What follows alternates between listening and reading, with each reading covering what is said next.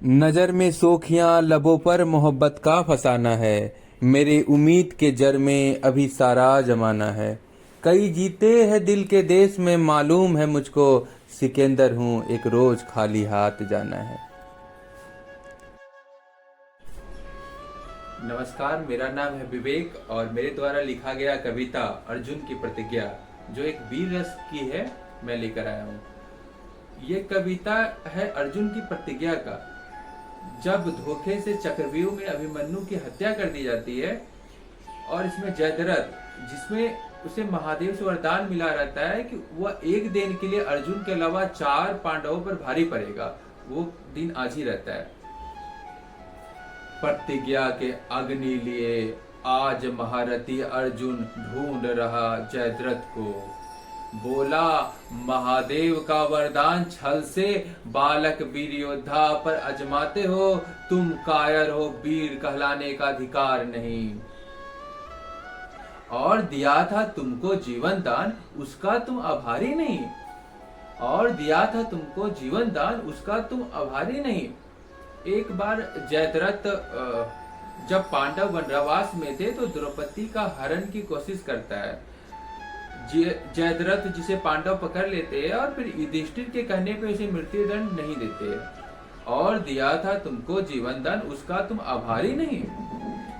मुझे सौगंध है वीर अभिमन्यु का, कल का सूरज ढलने से पहले तेरा चिता सजा दूंगा, वरना उसी चिता में अग्नि समाधि ले लूंगा।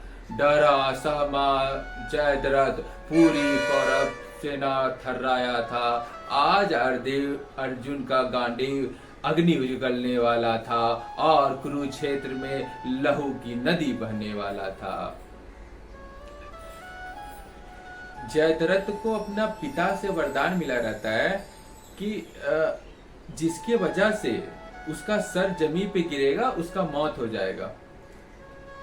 इसीलिए श्री कृष्ण ने अर्जुन से कहा था ऐसा वान चलाना कि उसका सर उसके पिता के गोद में गिरे, क्योंकि कुछ भी वरदान किसी को भी नहीं दिया जा सकता है। देखना था कि वह उसके लिए योग्य है भी या नहीं है। मिल रखा था वरदान उसको अपने पिता से, तेरा सर जो गिराएगा जमीन पे उसका वध वहीं पे हो जाएगा। शकुनी देख वरदान मुस्काया था, शकुनी देख वरदान मुस्काया था। कल अर्जुन जीते या हारे उसका मरना तय था। घबराए जयद्रथ ने अपनी जान बचाने के लिए भीख सबसे मांगा था।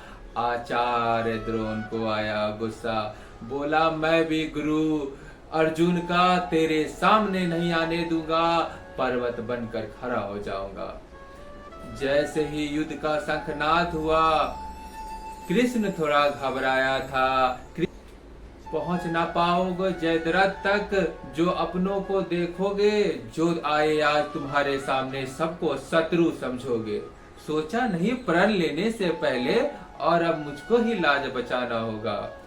फिर युद्ध में भीषण हाहाकार हुआ। अर्जुन के आंखों में प्रतिशोध थे और प्रत्यंचा में कई बम के गोले थे। फिर अर्जुन का रूप विकराल हुआ, कुरुक्षेत्र में सर्वनाश हुआ। जो तनिक ही बड़े थे पांडव सेना, सामने चट्टान सा कर्ण खड़े थे। फिर युद्ध बड़ा विकराल हुआ, चारों तरफ हाहाकार हुआ। जलने लगी कुरुक्षेत्र सारी, बुझ गई प्यास धरती सारी। फिर आगे बढ़ा युद्ध, सारे मिटने लगे एक एक करके वीर। फिर आगे बढ़ा युद्ध, सारे मिटने लगे एक एक करके वीर।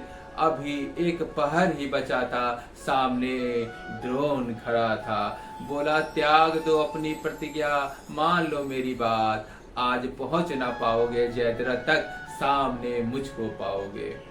फिर भीषण संग्राम हुआ, टकराने लगी अस्त्र से अस्त्र, टूटने लगी सारी दरत। कृष्ण भी थोड़े चिंतित हुए और युद्ध थोड़ा लंबा हुआ।